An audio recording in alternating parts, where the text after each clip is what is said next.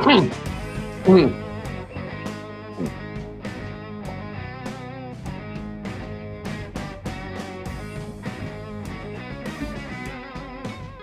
to the Lock Shop with Nielson and Hustler, powered by Coolbet Canada. 11:01 on a Tuesday morning. Thank you very much. Joining us here on the Lock Shop, Dusty and Hus, back with you once again, presented by our wonderful partners over at Coolbet. You can text us anytime. That's easy enough, 780-218-9999. If you are listening live, feel free to chime in, 780-218-9999. And, of course, you can hit us up in the nasty chat as well. Big Uke is in there already and says, field goals again, baby. And I guess that's what happens when you have two completely inept offensive football teams, Huss, right? That's how it works? Free money. I don't usually pull out the free money line very often, but it was mentioned yesterday on the Lock Shop. And that one, although I will say this, I was a little nervy at 14-0. Every now and then, you'll see a team get behind enough when all of a sudden the field goals aren't enough. But for a team like the Jets, they got one, and then obviously Chargers got one right at the end of the first half, and I think we were feeling pretty good. Overall, I mean, a great night in the Lock Shop, with the exception of the fact that we were on the wrong side. And yeah, I still don't mind the pick. But the second the Chargers got a special teams touchdown to open up the game and the Jets were playing from behind, it really did become a pretty big struggle. I mean, listen, the Jets defense held them in. It wasn't like the Chargers ran away with it or anything like that. But just too many mistakes, not enough execution on the offensive side of the football. But a great execution by the kickers, and that's what we needed last night. And, I mean, our props were great. We nailed them all. We obviously didn't get the partner parlay because we had the Jets on, but shout out to Patty. I rode. I don't know how many other people rode as well with the primetime parlay, which included a couple of the props and the over 3.5 field goals. So overall, an up night, and now we get ready for a big night in the National Hockey League. But Dusty, I mean, I don't know if we want to spend much on the Monday nighter. I mean, last night, these two teams combined for 2 offensive touchdowns, 461 yards of total offense between the two teams, 13 sacks, 15 punts, 12 penalties, 3 turnovers, and the two quarterbacks were 49 of 79 for 399 yards, and a lot of that was Zach Wilson in garbage time. So there's no brush that we need to paint that game anything else than what it was last night, which was an absolute stink fest. So we don't need to spend a lot of time on that, Huss. No, you're right. I would agree. The bar has been set appropriately heading into the Thursday nighter between the Bears and the Carolina. Well, like how as the National Football League, do you go from that game and then roll us into a Bears-Panthers Thursday nighter? It's just unbelievable to me how they line up so many horrible games. Like, at no point would you have really thought, I guess maybe the think would have been Justin Fields versus Bryce Young on a Thursday night. I guess maybe at the beginning of the year, but you're just playing with fire with some of the teams that you're slotting into these primetime schedules. Well, the thing is, we have to remember, let's think of the genesis of Thursday night football. I mean, this was basically a chance for the NFL to get more primetime eyeballs and a chance for teams in the AFC South to play a primetime game. And we always think about the glory days of the Thursday night Super Bowl between the Jags and Texans, when one team had 2 wins, another team had 1 win. This is the 2023 version of that, the Bears and the Panthers. And listen, there is some interesting storylines around these teams. Of course, none bigger than the fact that the Bears have the Panthers' first-round pick after the trade that sent Bryce Young to Carolina. So I understand why they put it on there. I mean, everyone's getting on at some point. I mean, we're just going to have to handle it when we see the Buccaneers or the Panthers, or in this case, the Chicago Bears in. But at the beginning of the season, a lot more was thought that the Bears were going to be much better than they were. That hasn't really panned out. And when you think about what Carolina did in the offseason, I mean, they sort of went in like they're not planning on being a terrible team this year. They were planning on being a lot better. It just hasn't worked. So, yeah, this Thursday nighter is going to be a bit of a slog to get us into this next week. We've got a lot of good teams on buys this week. No Chiefs, no Eagles. So you know what? We'll take it. But Dusty, How was the show this morning? Let's see. Pretty calm and cool. Our post-game show last night sitting at about 5,500 views after the game last night. Like people were. I popped in. I was out with a bunch of buddies watching the Monday Nighter, and we hung around there a little bit afterwards, and we watched the end of the third period of the Vancouver Oiler game. And then as we were finishing up, I'm like, ooh, I wonder how Tommy's doing tonight. I wonder what's going on over on EST. And I just pulled it up on my phone. And I think you guys had like 1,200 people live in the chat room. And the chat was nuclear as I expected it. But man, like, listen, it's a bit of a dream come true, to be honest, for you guys. I mean, I know everyone would prefer it to be another big run, but I was talking with Remus. I mean, hey, if you're starting something like Edmonton Sports Talk, people are kind of finding it more and more. This sort of raging inferno with the local hockey team sucks for the fans. It's great for business. And there was a lot of people tuning in last night. And I bet a lot of first-time viewers checking out what Tommy's got going on afterwards. So all is not lost, but this team needs a win. And listen, we'll get to Thursday in a minute, this game against San Jose. But I didn't think it could get much more dire than coming out of that loss against the Preds. And we had a little chat yesterday. Yeah. But that performance last night and getting owned by Vancouver again, it doesn't seem like anybody has any answers right now. And it just kind of feels like this is about to blow up.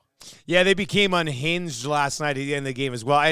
And look, you are right. I mean, the anger of sports fans is really what drives sports talk in general.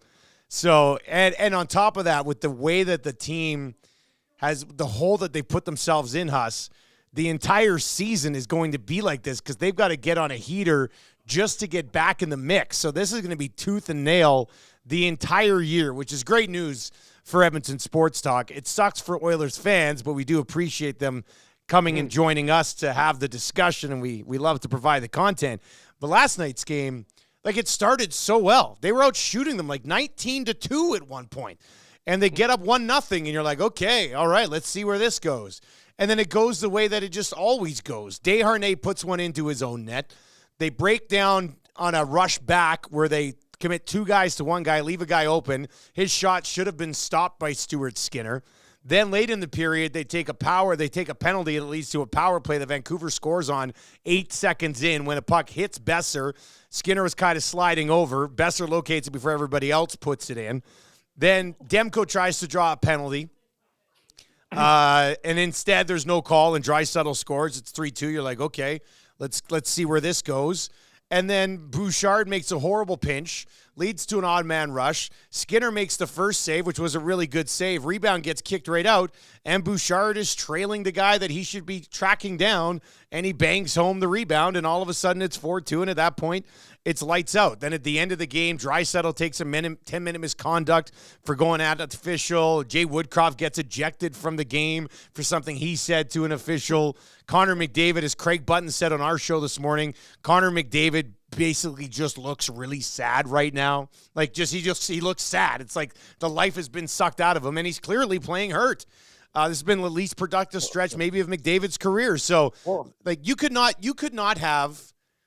Even, like, I joked about it, I think, yesterday on our show, or I was on the Oil stream yesterday before they even lost to the Canucks again. Like, the Canucks have 6 points this season just against the Oilers. The Oilers only have 5 all year. Like, it's insane.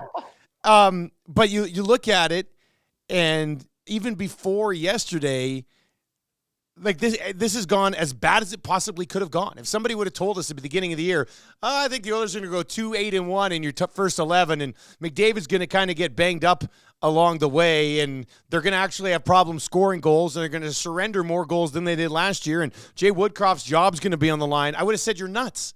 Like, there's no chance all of that happens.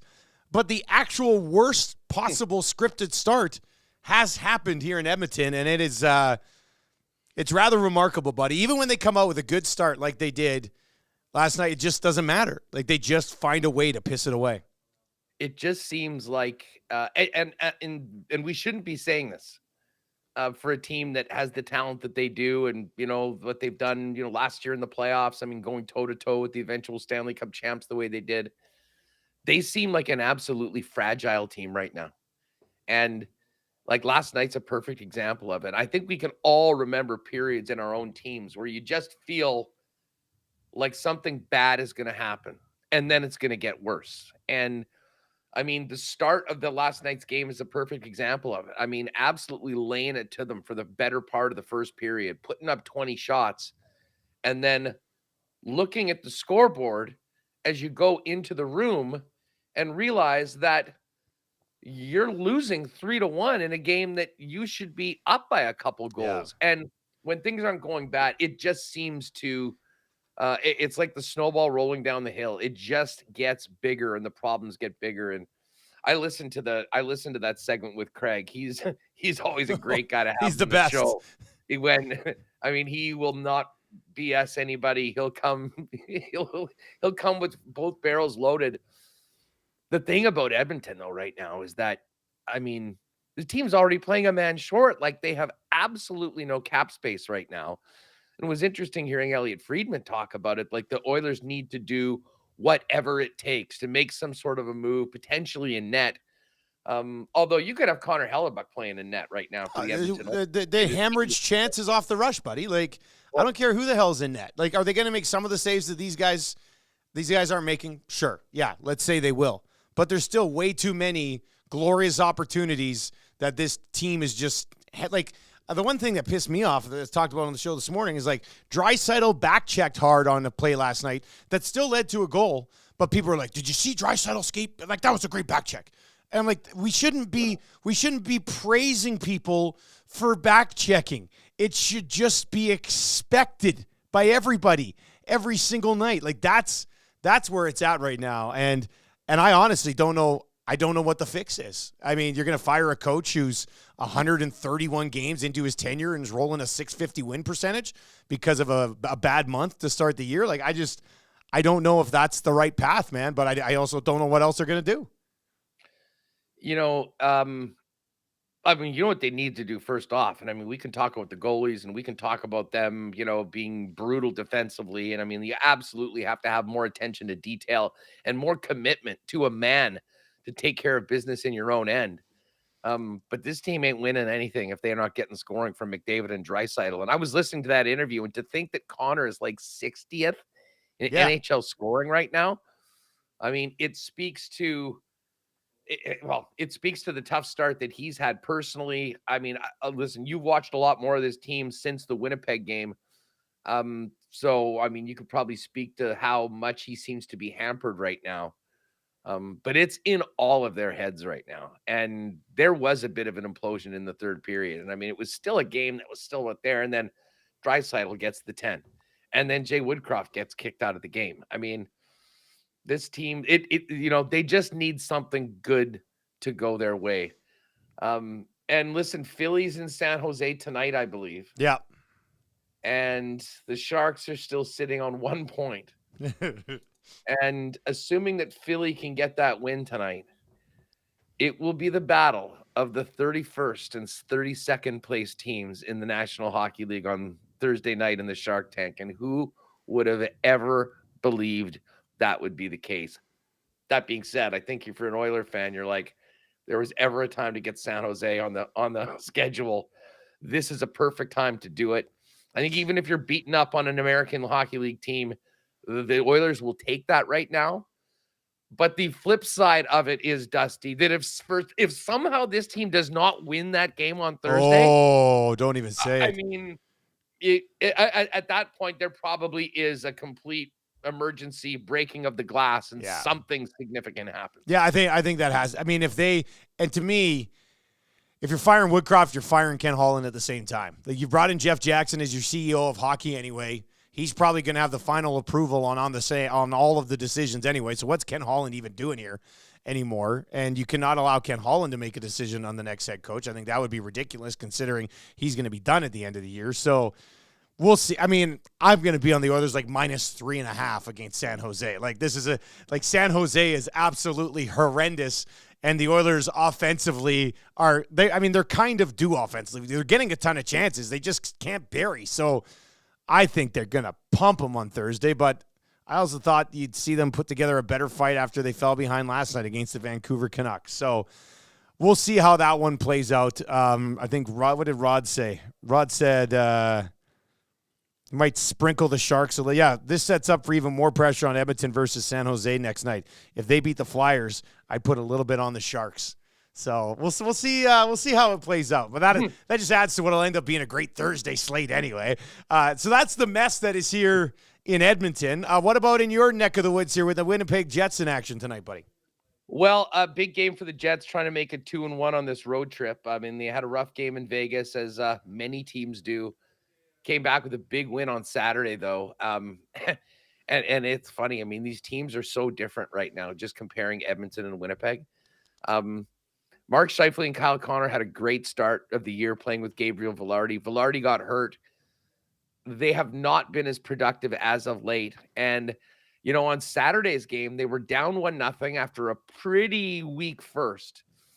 And Mark Scheifele served up the free pizza of all free pizzas. I mean, trying to do a cross-ice pass in front of his net, kind of fanned on it, and literally just set up a muffin to a Coyote right in front of Connor Hellebuyck, and it was in the net. And that's a goal that in the past would have really broken the Jets, I think. They are being led right now by Adam Lowry, by Nino Niederreiter, and Mason Appleton. And people outside of this line, outside of the market would be going like, wait a second, what? These guys have been, I think by the numbers, the fourth best line in the league so far this year. Appleton's tied for the lead in scoring, as is Niederreiter. Lowry's 1 point back. And like for the first time in a long time, the Jets are not leaning on Scheifele and Connor to do it all offensively. The scoring lead for the Jets is 9 points, and there's 7 players with either 9 or 8 right now, and all 3 members of that line. So, I mean, other guys are stepping up and kind of pulling this team up. Their depth, and this kind of comes from that Kings trade for Pierre-Luc Dubois. I mean, the fourth line plays a heck of a lot more.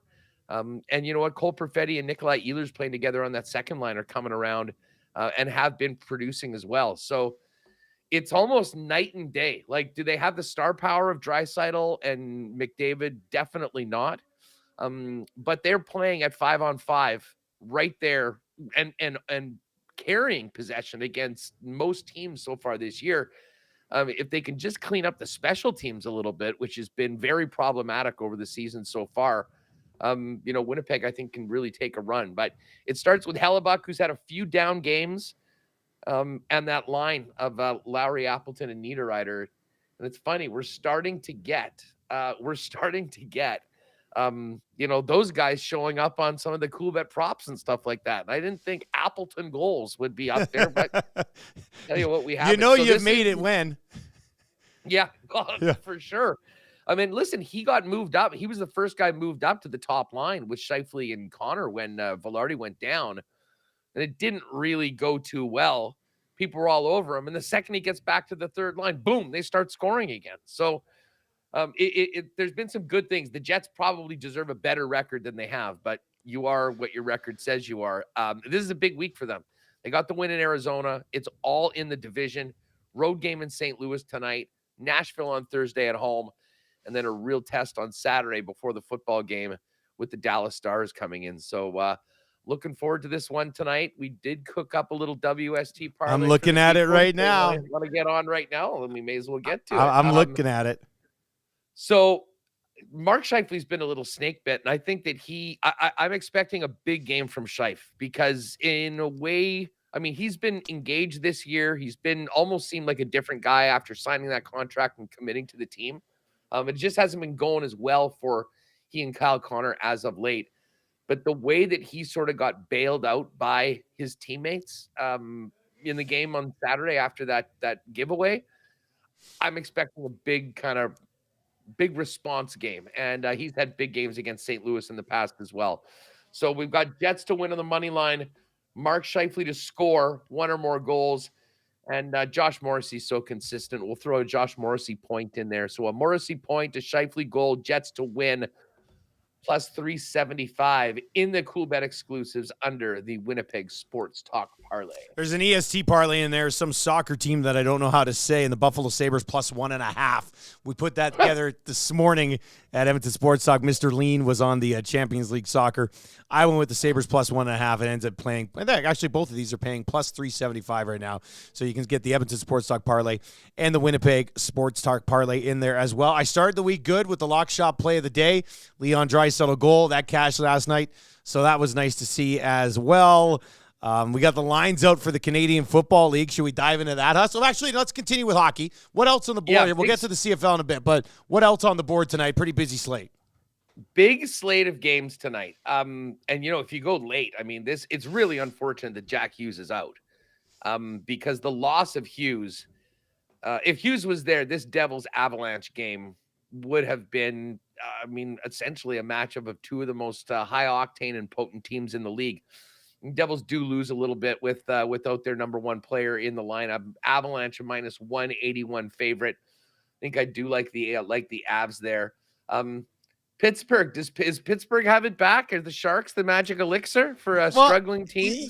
Oilers fans are hoping it. We'll see what happens tonight when they take on the Ducks. It looks like people think it is the elixir because Pittsburgh's like a minus 176 favorite on the road here after having a horrible start to the year, but then pumping the Sharks for 10. The Ducks have won 6 in a row, and I like this spot for Pittsburgh. But at the same time, I don't know if I like it at minus 176 on the money line. That's a weird number. I kind of like this spot for Anaheim. You do, eh? Let's look at the teams that they've beat: Columbus, Boston, Philly, Pittsburgh, the Coyotes, and the Golden Knights. This has been a team. I think I might sprinkle on the Ducks. As a home dog winning 6 in a row, these are reputation lines right now. If you'd watch what these teams have done so far this year, it should almost be reversed. Congratulations, you guys blew out the Sharks with 10 goals. The Ducks are playing at a whole nother level. The first team to beat the Vegas Golden Knights in regulation. Could we see a real regression to the mean for Anaheim? Yeah, I guess. But at right plus now, 149, that's one that I'll take along. I probably won't throw it in any parlays or anything like that. But I think there's some real value on a home underdog playing the way that they are right now.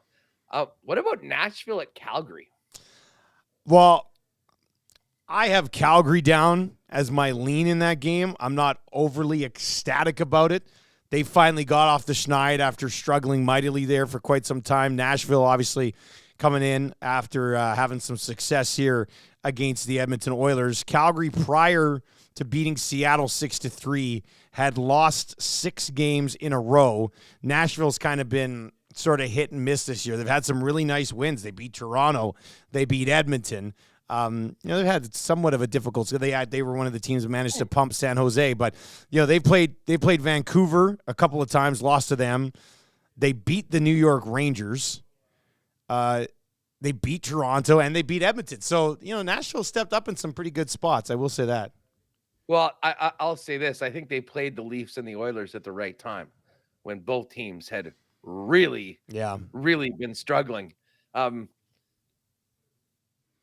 The thing about Calgary is, Calgary's only 2 points up on the Oilers. They're I know they got that win, and that kind of buys you a little bit of time and gets a little bit of more oxygen in the room. But they know where they're at right now. I expect an absolutely desperate Calgary team coming out against Nashville tonight. And I will be taking the Flames, on the money line. Yeah.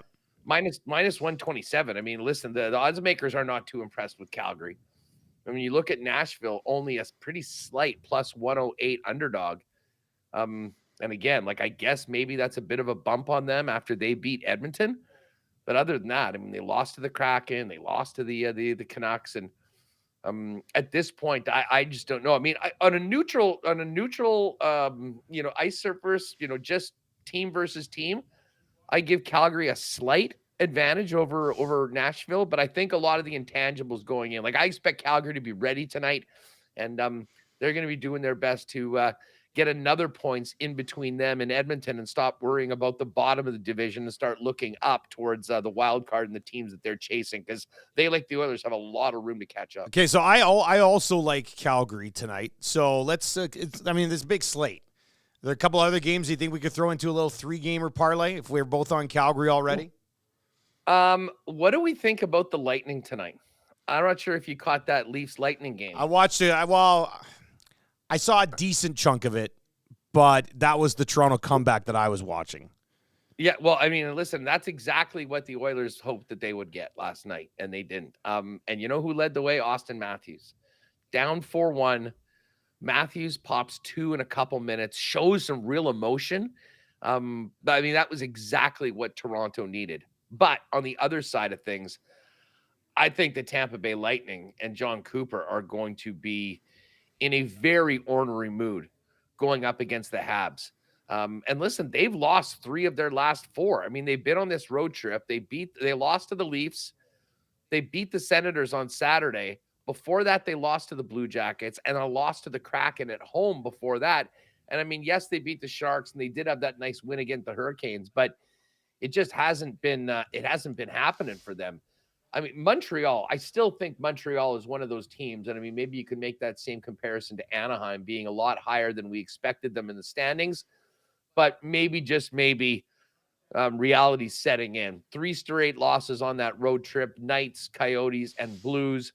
First game back after a homestand. I know the Lightning are on the second end of back-to-backs, but I have a tough time imagining the Lightning not finding a way to get 2 points out of Montreal tonight, considering the way they lost last night to the Leafs. So Tampa Bay minus 141. Calgary minus 127. I was looking into that Minnesota-New York Islanders game because anytime I see the Islanders, I think, oh, under. But then you look at the Minnesota Wild, and they might be the best over team in the entire National Hockey League so far this year. They are, it's weird. They are over in 9 of their last 10 games, which I did not expect to see. So I don't know. Do you have a play in that Minnesota Islanders game one way or the other? There's also the Rangers and the Red Wings that are still sitting there on the board.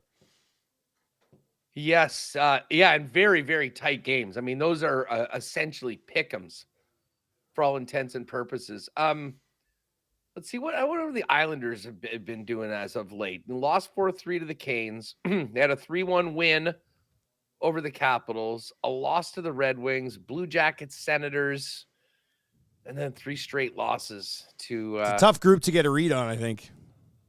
It really is. And I mean, the Wild to me are just such a weird team. I mean, they had the back-to-back losses to the Devils. They are coming off a win at home against the Rangers 5-4, which was probably exactly what they needed, considering they lost 6 of 7 going into that game. I just have a hard time imagining. I don't know. To me, I don't really have a lean on that game either way. There's certainly not a pick that jumps out on either side. What do you think about Detroit and the Rangers? Detroit had that great start, and they've still been playing quite well. I mean, they lost to the Jets, Kraken, and Bruins. In their last 3, though, they've got a win at the Islanders, shutout at home by Bobrovsky and the Panthers, but rebounded with a win over the Boston Bruins. And listen, I saw the Rangers here. I mean, they're finishing up that road trip where they just ran the table on everybody. They broke their 6-game winning streak in that game in Minnesota on the weekend. That was just a 1-game quick trip to Minnesota. I don't know. I guess we are sort of looking at favorites, but I think if I had to lean on either side of this one, I think that minus 120, minus 146 on the New York Rangers is looking pretty good. Starting goalies in that game tonight, just taking a peek at some of the confirmed starters around the league so far. Jonathan Quick will start for the New York Rangers. He was really good against Edmonton. And Husso will start for the Detroit Red Wings in that game. Yeah, I mean, the Rangers had rattled off 6 in a row before a shootout loss to the Minnesota Wild. That's a good team. That a really, really good team. No, and what was the number again you said on the Rangers? Minus 146 on the Rangers. Yeah, I don't mind that. So if you throw in Calgary, Tampa, Rangers, it's plus 415. Plus 415. Rod is in the nasty chat over here and says Tampa is 3-13 in the second leg of back-to-backs and losers of 10 straight on the back-to-back. Jeez, spidey senses are tingling. That's not a bad. Well, what happens if we take out the Rangers and? No, Tampa. That was a Tampa play. That was Tampa. Yeah. We take out Tampa and put in the Ducks. Well, it's going to change the number significantly. You know what? I mean, we do have Colorado at home to the Devils. I mean, again, we're getting. I mean, it's not too. Oh, hold on a second. I got to take Tampa off and put the Rangers back on. It's pretty much the same thing. Like if we just went Calgary, Colorado, Rangers, it's plus 368. You know, we'll get it above 4-1. A little bit of a boost. Colorado coming off a 7-0 loss to Vegas, but had a couple of days off since then. In fact, they've only played 2 games in like the last 7 days. Yeah, I like that. Like I think I'd rather that than Tampa for sure. Calgary, Colorado, and the Rangers. Calgary, we've got Calgary, Colorado, and the Rangers right now, plus 368. So we'll probably get that plus 4 something. Yeah, let's do it. I think we can lock that in. Colorado's lost 3 of their last 4. Well, what the hell? How about this? You see this? Colorado got shut out by Pittsburgh 4-0. Shut out by Buffalo 4-0. Beat St. Louis, then got shut out by Vegas 7-0. Colorado Avalanche have lost 3 of their last 4 and have been shut out in 3 of them, which doesn't make a lot of sense. It doesn't change my take on this game either, but that's a little weird. You know, when did Hughes get hurt? That was in the Blues game on Friday night. Yeah, that's right. And then they beat the Blackhawks 4-2. But he's week to week, and he's not going to be playing with the club. I mean, I like Colorado still. I got too much respect for Colorado. They were embarrassed by the Vegas Golden Knights. They're back at home. Mark's saying that Heischer's out as well. So, yeah, no, I say we stick with Colorado. Let's lock in what we said. Calgary, Rangers, Avs. And if Patty or Jake or Evdog or anybody from Coolbet is watching, if you want to throw that bad boy up, we'll certainly take it. And that's kind of the story in the National Hockey League tonight. NBA, nothing tonight. Night off in the association. The CFL lines are up. Hus, have you seen these yet? I have not. Okay. I have not. Let me lay them out for you. We did say Winnipeg beats. What was Winnipeg. my guesses again? What didn't you say? Winnipeg maybe by 4? 4. Yeah, Winnipeg 4, and I thought Argos 7.5. Okay, so you were close on one of them, off on the other. Winnipeg minus 4.5 at home in the West Final. The Argos are 10.5-point favorites at home against the Montreal Alouettes to open the week. Whoa! Yeah, that's a big number for a playoff line, man. Now, with that being said, Toronto had, an absolutely incredible regular season. I would worry a bit, though, that they haven't had to go out and, technically really win a game that mattered in almost 2 months, man. Well, and Dusty, listen, they played BC in like the first 5 or 6 games of the season, and that was the infamous 6-pick game by Vernon Adams. And then they never beat BC again. They never beat the Bombers. I mean, credit to them for beating up on all of the mediocre to bad teams in the Canadian Football League. And listen, Montreal was part of that. I guess we do have to think like we are talking about the Argos playing Montreal. Montreal never beat any of these teams in that top tier, right? So no, they're due. It's they're so due. Well, and they've won 6 in a row. But so the Alouettes have won 6 in a row. They go into this game, rematch of last year. Obviously, different coaching staff and quarterback for the Alouettes. But Calgary, this is the 6 teams they beat down the stretch.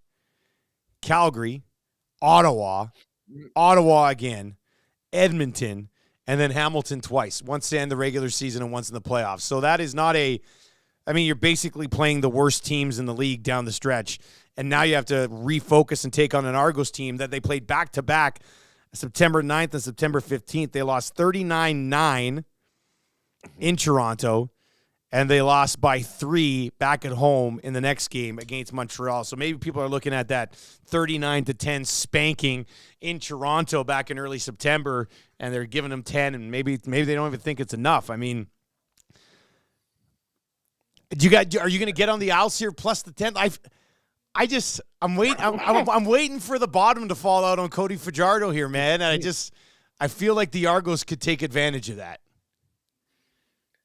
That's such a big line. I mean, I always like to set my own line, and if there's a big gap from what I think it will be, you like to go around what you're thinking, right? Like, yeah. I mean, that's sort of the way. So I think my early lean would be to play to take the 10.5 points and, see if they can keep it, within double digits. By the way, yeah, F-Dog on it. Already? It's already up. Impossible. Already up. Impossible. Plus 425 too. Nice little boost. So get in if you want to ride. How is that already up?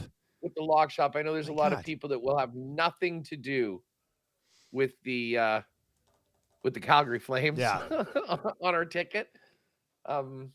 But as I say, we will see. But yeah, Flames, Rangers, Avs, money line boosted to plus 425. That is up there right now. By the way, the guy who was announced yesterday as the winner of the contest in October. Yeah. He is an Edmonton sports talk guy. Texts into the inbox as Pubs Cheaterson. And he texted in yesterday. He was pretty excited about what he won. So that was nice. Nice to see some of our Edmonton sports talk and Winnipeg sports talk friends and folks rewarded by our great partners over at Coolbet. Chris is in and says, I'd take the Argos first half minus 9.5 and not touch the rest of the game, as they might just start resting players for the Grey Cup. And Rod says, I've seen Fajardo in Saskatchewan. Bye-bye, Montreal. I had it at minus 13.5. All the value with Toronto in on this one. So we'll see how it plays out. I think, I don't know. Montreal has beaten bad teams all season and has lost to good teams. Now, will they be able to keep it close? Take a quick look at the head-to-head matchups between these teams. I just don't know.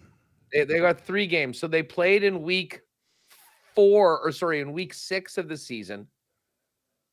And the Argos won 35-27 and covered as a 6-point favorite. They then played those 2 back-to-back games in September. They were at home and absolutely throttled Montreal 39-10 as 9.5 favorites. And then actually did not cover the next week. They went into Montreal. It was that Friday night game, I remember. And 23-20, Toronto won. I think it was a late Beatty field goal, but they didn't cover the 6.5. But again, we're talking about like the one time they played them at BMO, they won by 29 points. And this Alouette team, Alouettes are 1, 2, 3, 4. They're 6-0-1 against the spread in their last 7 games. Yeah, they played duds. It's so have the Argos. Although one of those duds was the Montreal Alouettes. I guess I'm talking out of both sides on my boat. I don't know. I think right now, if you said you have to make a decision right now, I think I'd take the Argos minus 10.5. But it's a big number, and I'm not overly confident in it. What about the other one, buddy? What about the 4.5 for the Bombers? Well, the other one, I mean, listen, I think that's pretty much exactly kind of where he thought. I thought it would be 4. What will be interesting to see if this one moves. Like if we get it, like BC coming out of the way that they played against Calgary, I think will certainly give some people that want to take that side some confidence that they can be in that game. But it's hard to ignore the rest, the history, and what the Bombers have done so far this season, especially the way this game was basically determined as to where it would be, is a battle between Winnipeg and BC. I mean, listen, I've got skin in the game here. I'll ride with the Bombers. because I could see the Bombers kind of winning, being comfortably up and just running Brady Oliveira in the second half, and that's that. But trust me, I mean, there's no taking the BC Lions for granted at all. I mean, this is the team that gets going. The one thing that makes me nervous is VA and his slipperiness and escapability. And the one thing that has been a problem for the Bombers this year is over pursuing quarterbacks, getting a hand on a guy but not making the tackle, and the next thing you know, he's running for 25 yards. And that is sort of a specialty of VA. We certainly saw that on the weekend. But I do think, and listen, I'm surprised that the total is as high as it is. Not that I haven't even looked at the total. What is the total at? 49.5. 49.5 for the Bomber Lion game. And it's 50.5 for the Alouette, the Toronto Montreal game. Which does seem high. I mean, just think about the totals in these games between, like, even when they got blown out, the total was 49. The other game was 43. And the early game, was a big one. But as I say, I don't know what we'll see what the temperature is like and what the conditions are. I know some people asking about Winnipeg. Like, I think the high is going to be around 0 or whatever on Saturday.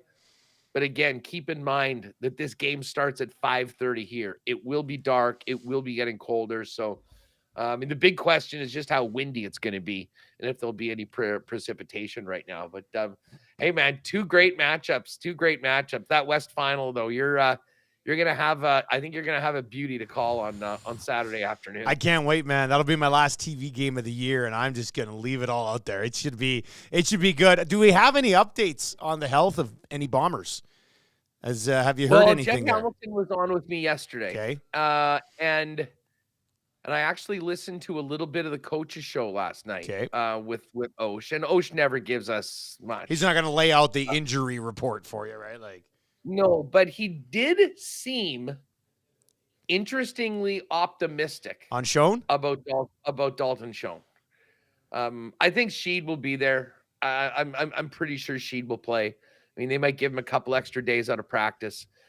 The thing about Sheed is that, he makes such a difference in so many things that don't show up on the scoreboard. Yeah. Like, Brady Oliveira will be the first one to tell you that those 1,500 rushing yards, you got to thank the big guys up front. But Rasheed Bailey is so involved as a receiver in blocking downfield and really takes pride in it. If he wasn't able to play, I think Brady, they'll still be able to move the ball on the ground. But the potential of breaking those bigger runs goes down a little bit if Rasheed Bailey isn't in. That being said, it sounds like Sheed should be able to go. And a cryptic Mike O'Shea gave some hope last night to people that were listening to the post-game show. Shout out to Gail with the hard-hitting questions. Gail was really giving it to the She really hammering the coach last night? Yeah. She goes, I know you're not going to want to answer this, but I need to ask you again. Dalton Schoen, is he going to play? And he's like, well, Gail, we've got he's a tough guy. You got to win around. This is going to be exact. I'm probably exaggerating here a bit, but I would think you can put this Bombers Winnipeg game up among the best of all time as far as receiving talent on both sides of the ball. Like, I know, certainly since I've been doing games, like, you're rolling into a playoff game here where Winnipeg didn't have Kenny Lawler in this matchup last year. So now you've got Kenny Lawler, who almost had 1,000 yards. He only played just over half the season. So you've got Kenny Lawler, you've got Schoen, you got Dembski, who had 1,000 bloody yards on one side of the ball, and then the other side you got Keon Hatcher and Hollins and Dominique Rhymes and Justin McInnes had a huge year as well. Javon Catoy is essentially like a tight end, and he had over 800 yards receiving as well. I don't know when the last time was that two teams rolled out. Like, you could conservatively say that not maybe just based on their numbers this year, but a combination of Rhymes, Hollins, Hatcher, Schoen, Lawler, and Dembski are 6 of the top 15 receivers in the entire league playing in this game, Hus. Conservatively, maybe even 6 of the top 12, to be honest with you. Like, that's insane to me. It is, and 2 quarterbacks that are not afraid to sling it. I mean, I know it's going to be cold, and sometimes playoff football changes, but the identity of both of these teams, was letting their quarterbacks rip. The thing with the Bombers is they really are well-rounded because they have that running game led by Brady Oliveira, and I don't know whether there's any rushing props yet. I highly doubt that they're up. But when they do come up, take a good look at that Brady number, because if the Bombers win this football game, they will lean on their all-star running back, the guy that a lot of people around here thinks is the MOP. So that might take a little bit. I mean, just Zach Collaros is if this team is healthy and if Dalton Schoen is out there, and Schoen, let's not forget him, arguably the best first 2 years for a receiver in CFL history. Yeah, what's he have, like 26 touchdowns in 2 seasons? Yeah. Like, come on. He's a machine. Well, and Lawler can go off for 200 yards, and Hatcher can go off for 200 yards, and Rhymes can go off for 3 touchdowns because he's an insane target. Nick Dempsey could easily have some sort of sneaky 120 on 6 catches and a couple of touchdowns with some of those plays that Zach likes to hit him sort of right down the seam. So, yeah, I think this is going to be absolutely amazing football game, man. I can't wait. I'm going to say the same thing that I said to you on this program as we headed into that crazy showdown, the 3rd matchup of the year, which basically was for the West. Yeah. To me, this is going to come down to the Bombers' defense. And, can they get to Vernon Adams? Can they make him have to get rid of the ball quickly? Can they eliminate his running? If they're able to do that, I think they'll be in control of this game because they really do have that ability to run the football if they want and have Zach move the football downfield. But and I'll tell you what, that extra week for a defense that does have some players, some key star players that are on the back nines of their career. I mean, as much as you wanted the home game, that extra bye, massive for the Winnipeg Blue Bombers. So we'll have lots of time to talk about this. I'm going on with Bakes and the guys in BC a little later on for a little. We're going to stir it up a little bit before the game with Matt that'll be good. I like that. I'm going to be, actually, I mentioned it on my show yesterday, maybe. I'm going to be on with John Liu on the Jets broadcast, setting up the football game. So that should be pretty good. Like on Saturday? On Saturday, yeah. I'm popping over. And from IG Field, or you're just going to go? No, I think I'm just going to pop over. I think we're pre-taping it, maybe. I don't know. But, so I'm going to get that done. And then, we're going to set up the football game, talk a little Jets, talk a little Oilers, and it should be fun. I get to sit next to John Liu and do some work, buddy. That'll be fun. Well, maybe you come down to section 206 or 316, taking a period. I'll have a little brown jug waiting for you, although you probably don't want that. I probably can't have anything before calling a football game that 1 million people are going to be watching. So I'll save that for after. I'm just going to want to bump into you. So when you have your impeccably shaved face that looks like the bare ass of a 6-month-old, then just blows me away, the shine. Like, I don't, do they put much makeup on you before that? I throw on makeup. Yeah. Yeah. I look after the makeup. I'm a big makeup boy, Hus. Yeah. Yeah. I don't know. Nobody will ever see me do it, but I slop it on pretty good. There's often just a shine about your face. And I know that you shave right before that. Yeah. It's like the only time I shave is like 2 hours before the game. That's it. That's the only time I shave all week. That's it. As soon as broadcast secrets with Dustin Nielson. As soon as the season's over, buddy, Bearded Dusty will be back. So you got to go with the flannel, right? You got to have the beard with the flannel. So Winnipeg Sports Talk today, man. What do you got coming up?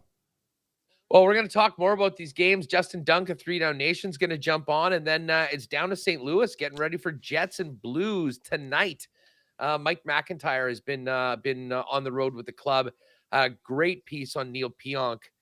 Pionk, along with Toninato, Alex Iafallo, took a charter to Minnesota to be at Andy Johnson's Adam Johnson's funeral. Yeah. Adam Johnson, excuse me. He Pionk and he were best friends. I mean, the best man at the wedding. And the story that Mike wrote was so powerful. He basically admitted that you didn't even think he was capable of crying as much as he had over the past week, and couldn't stop thinking about it, even in the penalty box in Vegas. Oh boy. He had a monster game though on Saturday. He really was playing with a purpose, and obviously it was important for those guys. Big credit to the Jets organization for arranging that charter and making that happen. And the guys will be back with the team today, but we'll talk a little bit about that. Mike's got another piece on Declan Chisholm that can't seem to get into the lineup. And we'll hear from Scott Arniel and some of the guys before the game tonight. So little combo, some CFL talk, maybe a little bit of NFL with Dunk, and then a whole lot on tonight's NHL lineup and the game that Winnipeggers are most interested in, Jets at Blues, as they continue their week through the Central. Quick request for your chat with Dunk. You got to get into the University of Alberta Golden Bears going on to take out the UBC Thunderbirds this weekend with the Can West Championship on the line, buddy. That's hey, the Bisons after that Houdini act to get into the playoffs. They gave UBC a run, buddy. Yeah, they right, did. They did. Yeah, they did. They lost by 8. They got absolutely crushed the time before. So, yeah, the Golden Bears, man. They're are they above Saskatchewan in the rankings? Oh, yet? probably not. I mean, they only beat them 3 times and eliminated from the playoffs. But I'm sure when the rankings come out, the Huskies will be 9th and the Golden Bears will be 10th. So don't even get me started on that. You have a good show today. Also, shout out to MBHA Ball Hockey. That'd be Manitoba Ball Hockey Association. Great show. This is an excellent pre-Winnipeg sports talk show, which is good. That's exactly what it is. Winnipeg Sports Talk's coming up. We got 2 guys and a goalie with myself, Matt Cassian, and Joaquin Gage on the way as well. That's going to be happening here at noon Edmonton time, so stick around for that as well. Hus, we'll talk to you tomorrow, man. You got it, pal. Thanks. Take it easy. Thanks, everybody.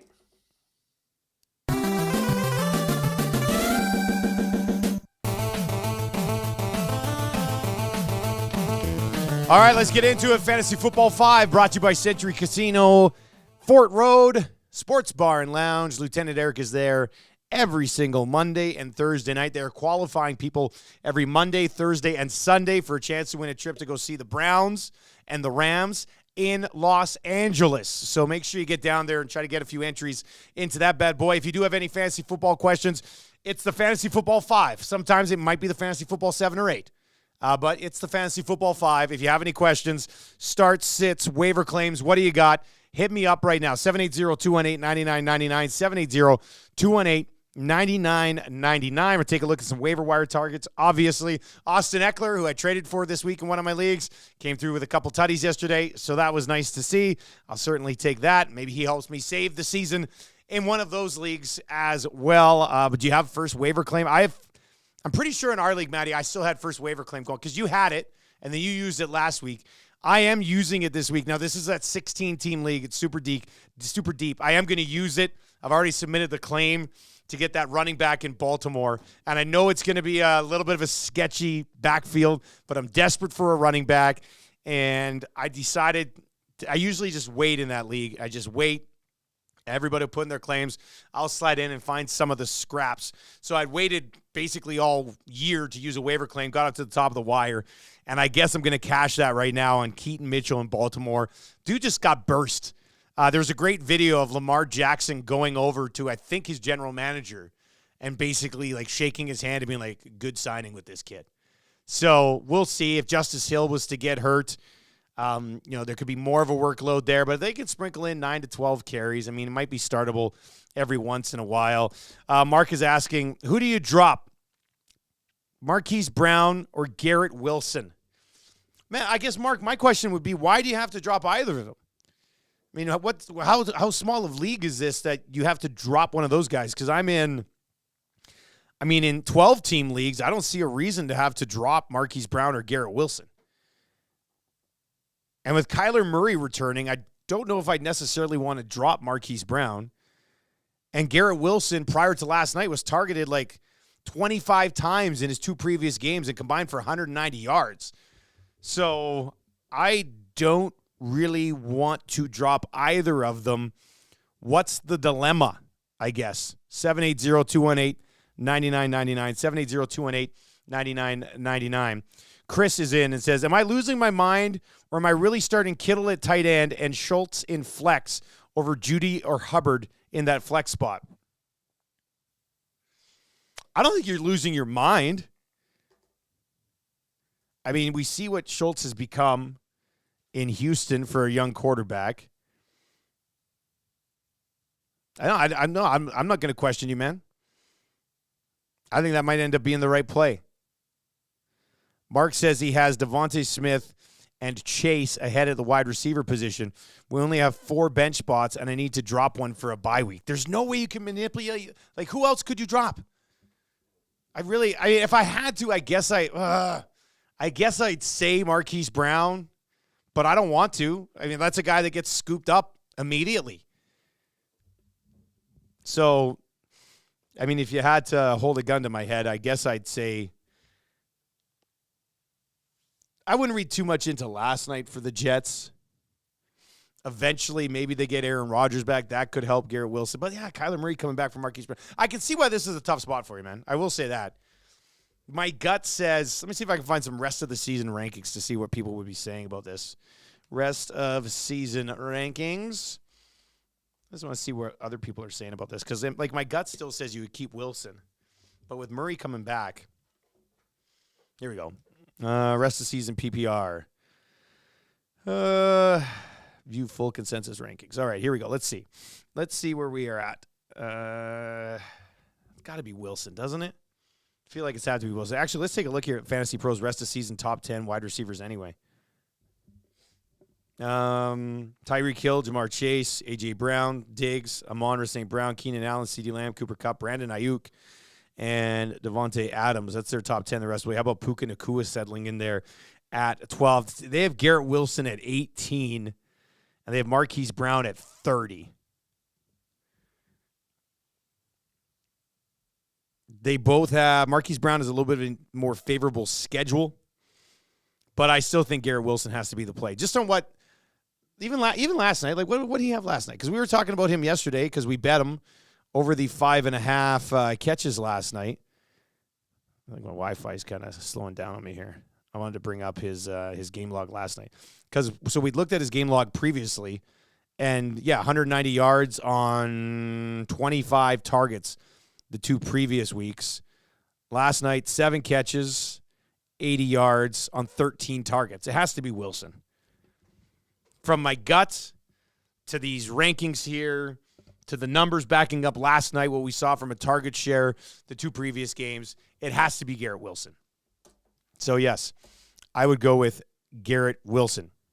Dusty, which QB streamers do you like in a 12-man league this week? All right, let's take a look at your quarterback rankings this week and see what we got. Once again, from Fantasy Pros, this is how they're ranking this week. Josh Allen, Joe Burrow, Lamar, Herbert, Dak, Jared Goff, CJ Stroud, Trevor Lawrence, Brock Purdy, Sam Howell, Geno Smith, Kyler Murray, and then Russell Wilson, Derek Carr, Baker Mayfield versus Tennessee, Will Levis. Don't necessarily love it. Can you stream Geno Smith? Could possibly stream Geno Smith versus Washington. I mean, both Howell and Smith, if they're available in your leagues, I'd consider those guys that you'd be okay to stream. But we're missing some big-time quarterback talent just because of the buys that we're looking at this week. Friesenbeck says Jack Campbell got waived. Did they just waive Jack Campbell? Or is he just messing with us there? We'll get to it. Well, yeah, Jack Campbell's been placed on waivers for the purpose of reassignment. 2 guys and a goalie is coming up. Don't go anywhere. We are going to dive into that. The Oilers have fixed their problems by waiving Jack Campbell, I guess. We'll get into that. Fantasy Football 5 brought to you by Century Casino Sports Bar and Lounge, Fort Road. Oh, 2 guys and a goalie is going to be a good one. Don't go anywhere.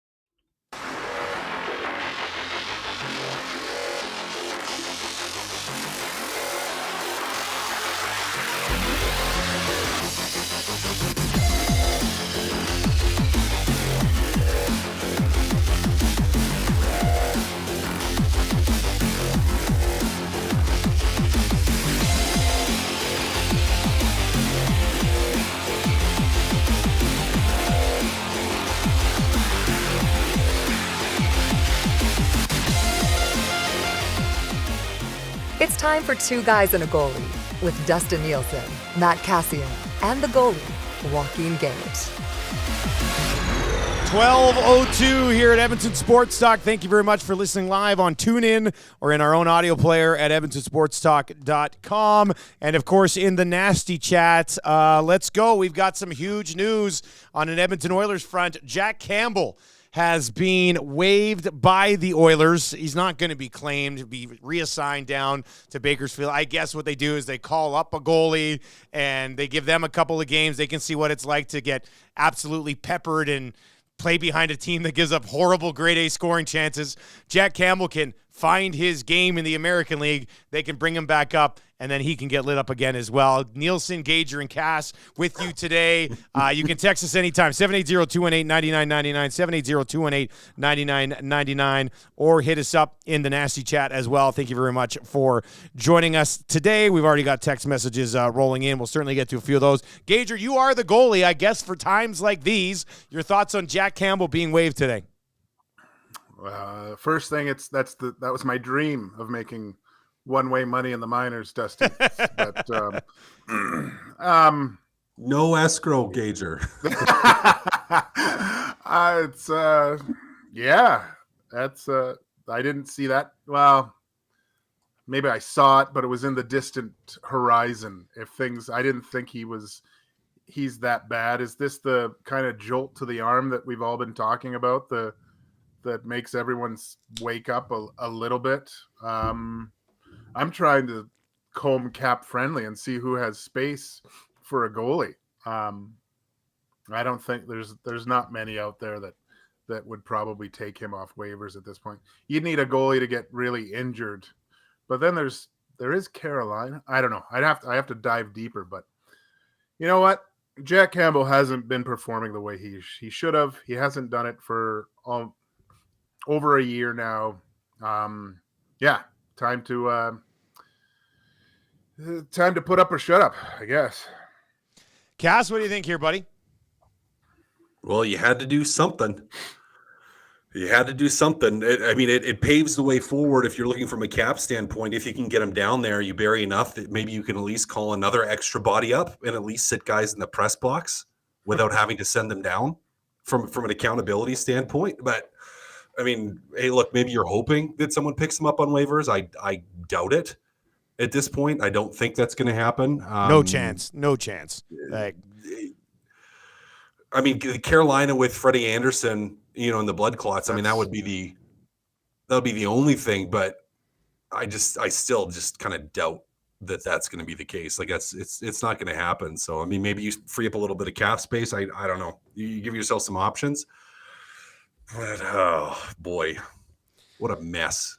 Yeah, it is a mess. And you mentioned we've been saying, and we said it on our show today, and you guys said it on the postgame show last night, like something needs to happen here. I think it was Belzy that said to Tommy, like they have to do something to sort of shock the system of the team. Gager, is this shocking the system of the team, seeing Jack Campbell wave today? Like, is that going to make them backcheck harder and cover open guys in the middle of the slot? Like, is this the move, I guess? Yes. This cures all that ails the Edmonton Oilers by waving Jack Campbell. It's the miracle tonic that they need. No, this does nothing. All I see is Calvin Pickard coming up and getting one-timers from cross ice and the old backdoor time. Yeah, he's way better on backdoor tap-ins. Yeah, way better. This isn't a goaltending issue. Like, did Stuart Skinner have a good game last night? No, he wasn't. He was very. But it's not. It wasn't a Stuart Skinner issue. Like the second goal, sure, you want him, but there's still you want him to save that one, right? Like right, but there's a whole bunch of errors that happened before that. Like you can't blame him on the first one. And sure, you can say he should have saved it on the second one, and they need that save. Yeah, you can say that all you want. They still had absolute blown coverage on the second goal on rush against. Like, it doesn't matter who you put in; they're not saving half of those backdoor tap-ins. I did like this one though from Dave 0904 on the Nasty Chat. San Jose picks him up, starts him on Thursday and shuts us out. Yeah. That's a good one. I like that one. I was like, wouldn't that be the ultimate kick right in the nuts? That would be, that would not be ideal, man. We'll definitely say that. What are they? Are they expecting one of their minor league goalies to come up here and save the season? Like, is that what they're, or that seems weird to me. Think that whoever it is, have they announced? Did they announce anything else yet, or is it just no? Is it just that Campbell's? Well, it's possible. It's possible that they waive him and then they don't do anything with him. Just waive him so that then they have the ability to. Yeah, well, no, it says they placed him on waivers for the purpose of reassignment. Oh, it was of reassignment. Yeah, no, it was for purpose of reassignment. So I just don't know how you're thinking. Bringing up an inexperienced American League goalie is supposed to be the solution for what ails you right now. You know, that really blows my mind. What really, now that I think about this even more, coming from a guy that puts so much pressure on himself, and it looked like he had kind of come out of that funk a little bit and was a little bit stronger mentally. How does he? It'll be interesting to see how he recovers from this, getting an assignment to the minors, and how he's going to bounce back. That's going to be difficult for his psyche. Just not coming in, doing all the hard work in the summertime, getting his game in the preseason to a place where it looked, as a starting goalie potential to this. It's a little bit of a cap casualty, but I think it also is a little bit of poor play as well. If you want to put an even funnier spin on it, the Oilers just sent down the goaltender with the best save percentage on the team, which is a little strange. Jack Campbell's got an 873. Stuart Skinner has an 856. So Jack Campbell has been sent down. Your questions, of course, 780-218-9999, 780-218-9999. Guys, they're just pulling a Binnington just a few months earlier.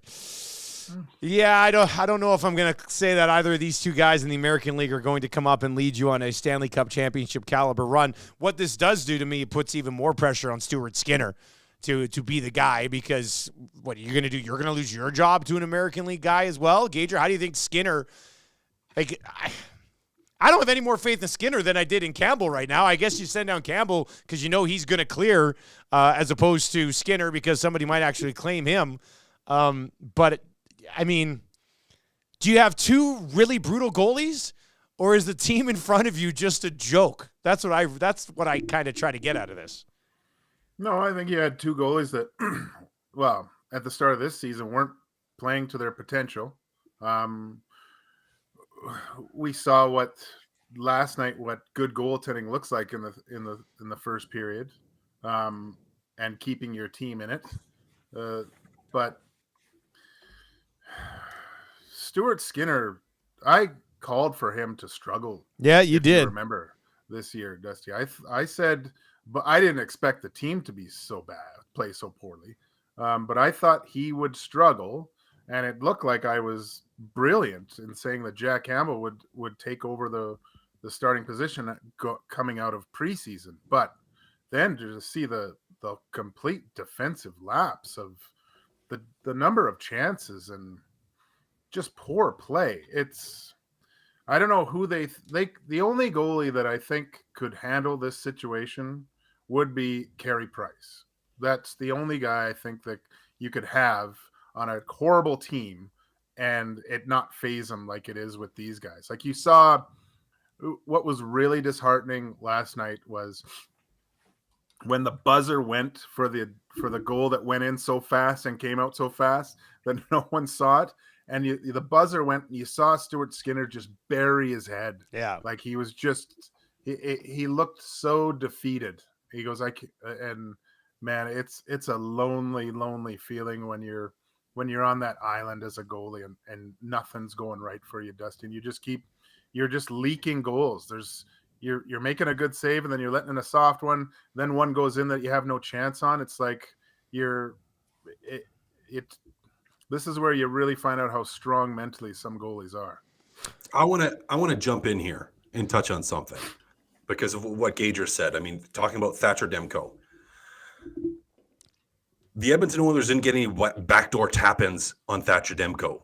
No. The Edmonton Oilers didn't get any 2-on-1s cross ice where he had to make a diving, sprawling save on a clean pass through the defender on the 2-on-1. Thatcher Demko last year with the Vancouver Canucks had a .901 save percentage. And that's when they had a strong finish to the season post-coaching change. If we were to look before, it was worse, much worse than that. You could put Thatcher Demko in the Edmonton Oilers net right now, and the amount of help that he is getting, his save percentage wouldn't be very good. Probably sub 900 on the season. I get that the Oilers goalies haven't been good enough. I get it. They haven't been the issue. They haven't been the issue. How many rush goals are you going to give up? All of them. No. All of them. You know what I mean? Like How many times is a defender going to lose a guy stick in front and the goalie makes the first save and the defenseman loses his stick and the puck's in the back of your net and the rebound after the goalie makes his save? It's like all of them every single time. Like anytime there's a scramble for a puck at the side of the net or the side of the crease, they've lost it. Like it's the team in front. And to me, Jack Campbell in this just becomes a casualty. You know, if you're not going to fire the coach, what are you going to do? I mean, maybe this is the easiest guy to get through waivers.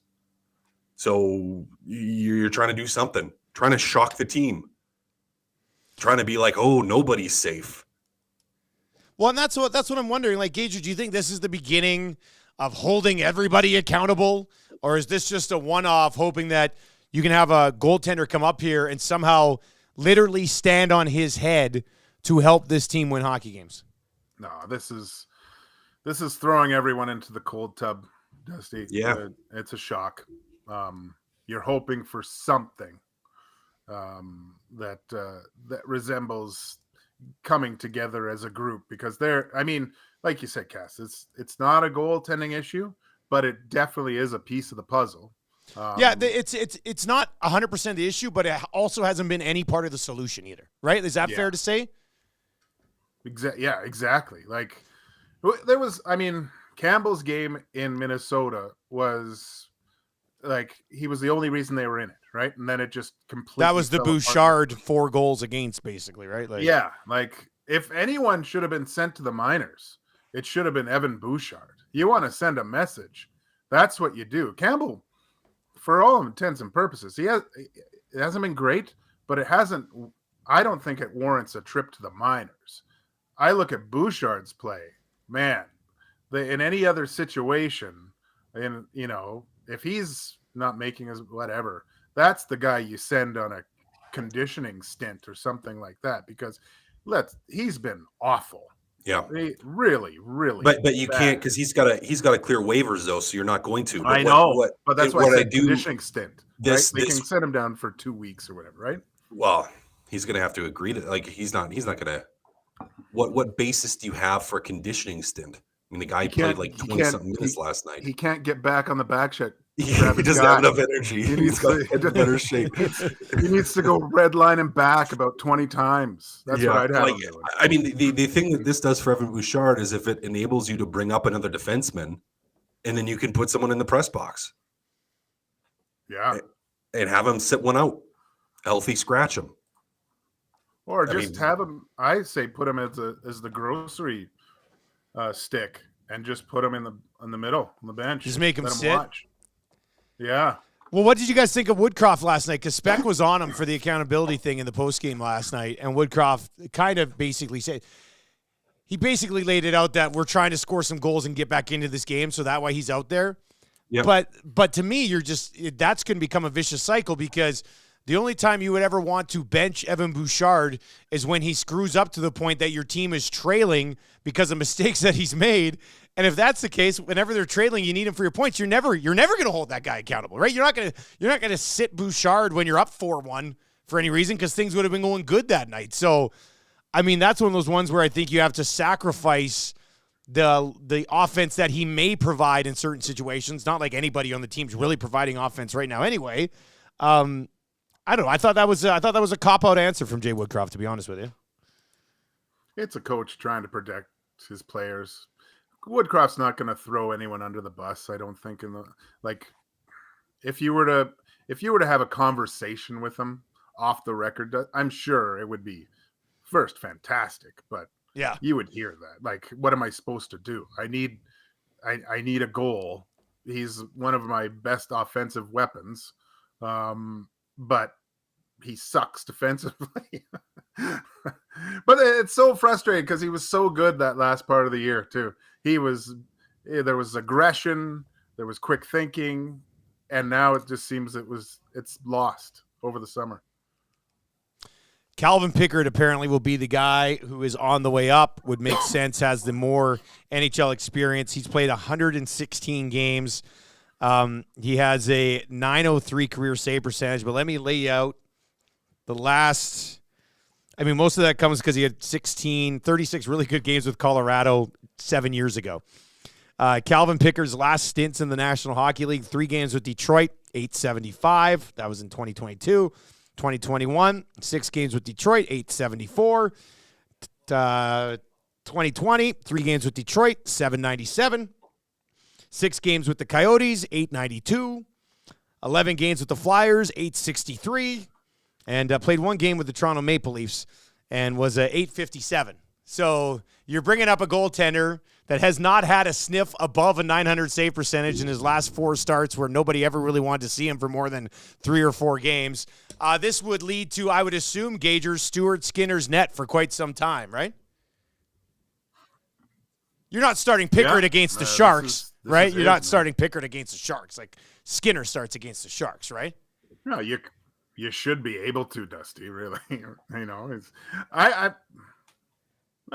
he might. You know, he's been playing, like, what is he?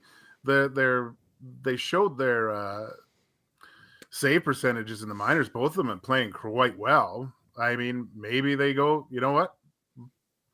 Throw him in against the Sharks. There's no way. Like, aside from me, they should, maybe I would make it maybe close, but they should beat the Sharks with Calvin Pickard in net. Cass, what do you think? You start Pickard, you bring him up and just throw him in and be like, here's your shock. Go out and play good in front of this guy who's never started a game for your organization before.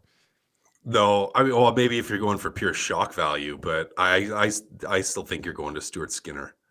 But, man, the fact that we even have to have this conversation. Oof. It's a little disturbing. I like going to Pickard. Actually. You like going to Pickard on Thursday? Value. Pure shock value. I like it. I go, oh my gosh, guys, we got to pick it up for this guy. Maybe could be a galvanizing moment. Throw him in there.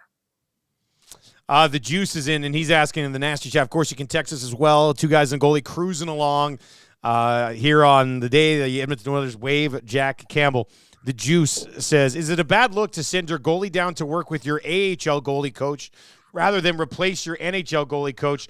Because I think it's a bad look. Somebody else is suggesting, Justin Abelgoni saying, bring up both AHL goalies. That won't hurt either. Gager, there's been a lot of talk about Dustin Schwartz and, you know, the work he has done or hasn't done with the goaltenders here over the last, well, he's been here through a bunch of coaches now. How important is the goalie coach? Is it an overstated position, coach? Yeah, you got to forget. You get to the NHL by a lot of hard work, luck, skill, all those types of things. You don't get to the NHL and all of a sudden that's where you'll learn to become a goalie from the goalie coach. Like it's basically you're getting a car with a mechanic and they're just fine tuning it. There's little things you do. You're not building the car from scratch at that point. I don't understand the whole calling for Dustin Schwartz to be let go. I think he does an adequate job of keeping his goalies working on things that they want to work with during the regular season to fine tune. But it's not, having a goalie coach isn't going to make the goalie go from one level to the next. That's not what they do. They do a lot of other things as well. They do like pre-scouting and stuff of other goalies, don't they? Isn't that kind of like? that stuff. Like that's their main job. And now we see in some organizations they have that whole conglomerate of coaches for the goalies. I think like Florida's got like 7 guys or something like that, right? So Dustin Schwartz, he has to look after the guys in the minors too, and the young draft picks coming up. There's lots of other things that he's responsible for. As for the guys up top, it's more relationship based than anything else, I think. I'd love to be able to sit down with well, not with Campbell anymore, but with Stuart Skinner and see what that relationship, what it all entails, what he goes through. And I know he works with him in the summer and stuff, but to me, when I didn't have a goalie coach till later on, but it was it was really more just relationship based and just the fine tuning of certain situations in a game where maybe my technique wasn't right, and we found different ways of doing it. Yeah, it's fine tuning, not rebuilding completely. Typically, I mean, I don't know. People are just looking for something to blame. I'm okay, but guys, I mean, come on. He's been the goalie coach for a decade, and their goalies have never been able to get them anywhere close to where they need to be. Like, I can see why. See why people would be frustrated with it. I think Gage makes a great point on he's not as important to it as people want. Like, a lot of people think he's telling every single goalie this is exactly what you have to do. I don't think that's the case, but I can see why fans would be frustrated when they've turned out the entire coaching staff multiple times, and the one guy who gets to stay does nothing but put out goaltenders that everybody's disappointed in. You know, like, I understand that. But why are the goalies disappointing? I mean, like let's take Devin Dubnyk, for example. What happened when Devin Dubnyk, it wasn't Dustin Schwartz, it's the team around them. Like, you could throw a great goalie in front of a horrible team, and at the end of the day, without any kind of run support, without any kind of defensive support, they're not going to produce. So I don't know. I think again, it's just people looking for someone to blame. But I agree with Gager. I think it's overstated because it's fine tuning. Hey, look, and like most Oiler fans, they've been spoiled by some of the greatest goalies ever to play: Fuhrer, Ranford, Cujo, Gage. I mean, the list goes on. and sometimes when it falls apart, you yearn for the goalies of a past time, and those guys made a huge difference, right? They made in most cases well, Furzy is the exception, but Cujo, I would say, Billy, he made a really good team even better, right? They had that capability. So, and we just haven't seen, aside from, I would say, Talbot, a goalie that really made the Oilers a much better team at that position. 780-218-9999. If this is going to now fall heavily on the shoulders of Stuart Skinner, Gager, I have to ask you, what are you seeing from Stuart Skinner's game this year that might be different than what we saw last year? And I mean, if you look at the goals last night, the second one he'd like to have back. The third one that hit Besser, did you think he kind of overslid a little bit there? Or I didn't like that was the loose spot. I didn't like that because Stuart Skinner is such a good foundational based goalie. Usually he gets himself in the way, and I find him not locating the puck as well as he did last year this year. Scrambles around. He seems to be looking around, doesn't know where the puck is at all times.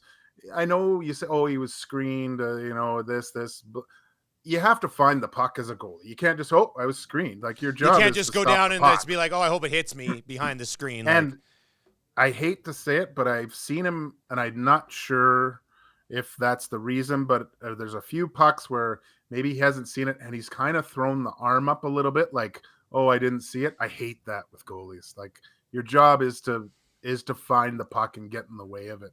The being screened is, in my case, it's not an excuse.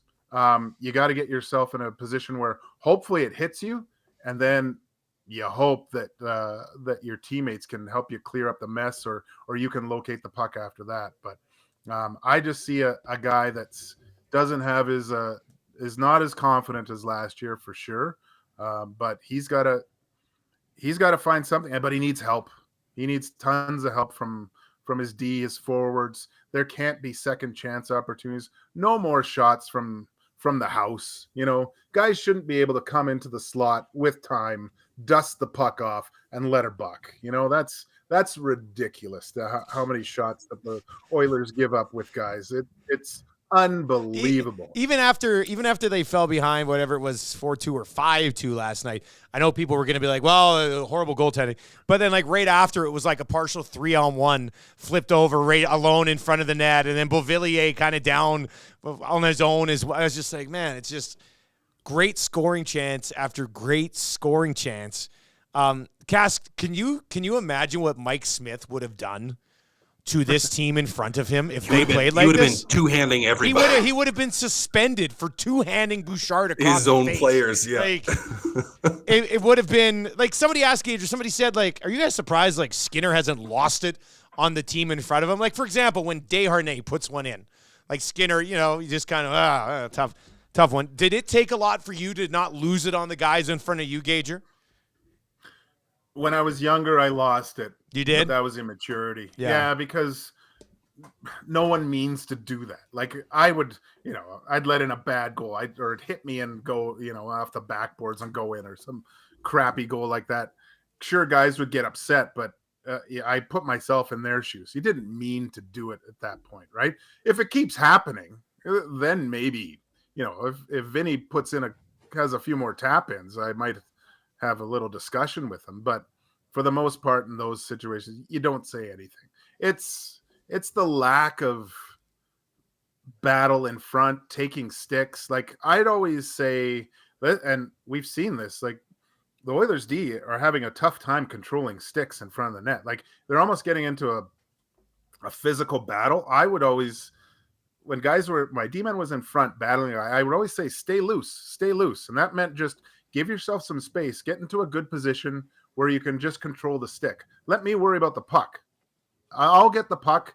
Don't worry about that. Just as long as you can control the stick and give me a second, if there is a rebound, to cover it up. That's what I would try to talk to my D-men about. Cass, who's the most vocal goalie that you played with? Craig Anderson was pretty vocal. Was he? Andy was pretty vocal. Yeah. In a really nice way? I always seem like he was such a nice guy. No, he get fired up. He's would, unbelievably nice guy. Unbelievably nice guy. He was the most vocal on the ice. Like he's screaming all the time, but communication wise, like just talking all the time. But he'd get fired up too. Yeah, he would get fired up too. Yeah, I probably would have him at the top of the list. Nicholas Backstrom, not as much. Backy was awesome though. I love Backy. He was a couple fun Backy stories. Not going to dig into him now, yeah, it was definitely him. I mean, well, Robin Leonard was in a different way. Lenny was a snap show. Yeah. Lenny was a snap show. Andy would be just more overall vocal, and Robin would when he would get upset, he would get really upset. All right, let's get to so I know some of you are asking about the cap. So Puckpedia has basically laid this out. I like this. This is respectful. They say if Campbell clears waivers. Wouldn't that be something if somebody actually claimed him off waivers? Maybe they look at it and go, it's an Oilers issue. It's not a Jack Campbell issue. We'll take him. I highly, highly, highly doubt it. I'd put it at like a 0.05% chance. But Puckpedia basically lays it out. If Campbell clears waivers and is sent down, the Oilers save $1.15 million in the cap hit. That's the buried limit this season. So if he's replaced by Pickard, which he is going to be replaced, they save $387,500 on the annual cap hit. So this is not a cap savings move. I know some people are like, well, how come they're not saving? This is not a cap savings move. Now, $387,000 on an annual cap hit's actually kind of significant for the Oilers, who have no wiggle room at all whatsoever. But this is not, oh my God, they sent down Jack Campbell. Now they're going to have $4 million to go spend on somebody else. That's not what this is. This is trying to send a shock through the team. I guess hoping that Pickard can play better than Jack Campbell. I guess a reset on Jack Campbell. Like, there's a lot of different things you can look at from a motivational perspective, but they thought they'd reset Jack Campbell in the offseason, and he looked pretty good coming into it. But I just think playing behind this team that doesn't know how to defend properly has probably sucked the life out of him. And we'll see who the poor sucker is next that gets slid in here. Because as Gager laid out, somebody said in the Nasty Chat, they're like, here, Gager. Like, you could score, like the guy in the chat's like, I could score on half the tap-ins that the Oilers are basically allowing right now. So, Cass, they've done this move with the goaltending. We'll see what it ends up meaning. But how do you get the rest of the game fixed? Like, how does that, to me, this is the move, right? Like, I would be very surprised unless they lose to San Jose that there's a coaching change. Like, they've made this move now. This is going to be the move that's supposed to shock everybody into getting their heads out of their asses defensively. So what does Jay Woodcroft do now with this group? Like, they seem very fragile. That's an understatement. What do you do? I mean, this is yesterday in the post-game show, and we had a ton of people listening. Great, definitely the highest numbers. Yeah, but it was like I was at it may have been, sometimes it didn't feel like a great post-game. It was like, I don't know what to say. Like, what do they do? I still don't know. So you do this, something we didn't think that was in the cards, but they pulled the trigger on it. And I'm still like, well, what does Woodcroft do? I mean, maybe he actually has to hold players accountable. Is that it? If guys aren't playing in San Jose, does he just sit them on the bench because the quality of opposition is like, well, no, your fourth line guys or your third pairing D can still or should still be able to get the job done? Like, can you start to bring some actual accountability into it? Maybe, but it's still like, well, what do you do? I mean, yelling and screaming isn't going to do anything. The players already know the situation. They already know where they are in the standings. They already know it's not acceptable. They already everything to say has been said. So there's no levers left to pull as a coaching staff. So, I mean, you are quite literally hoping that this is, as Gager alluded to, the jump in the cold tub to shock the system and wake you up, get that epinephrine and that dopamine firing and actually, do something. Man, it's, that's, I mean, and plus, like, what was it? That first 16 minutes for 15? Yeah, they were shooting like 18-2, man. You're like, oh yeah, look at this. Here they come. All right, let's go. And I was just, it's terrible. The whole time I thought, oh my God, they're going to get a really good scoring chance within the next few minutes here and score. And I mean, Quinn Hughes. Can we talk about Quinn Hughes? Yeah, we can. For a little bit. Man, is he fun. Holy. Oof. Man, he's good. Watching him. So good. I was like, I thought it was Cale Makar at certain points, guys, with him walking the line and the way he can scoot and get away from traffic and the way he passes the puck. He passes the puck harder than most guys shoot. Like, and it's a laser beam right on guys' tape. Like, that first goal, that's why he's shooting it that hard. Hey, if it hits this guy, it's probably going to go in the net. He's not laying it in softly or anything like that. He gets all his shots through. He's physical. Man, is he a pleasure to watch. Now I understand. When I heard he was wearing the C, I thought he was a little bit poopy pants being in Vancouver.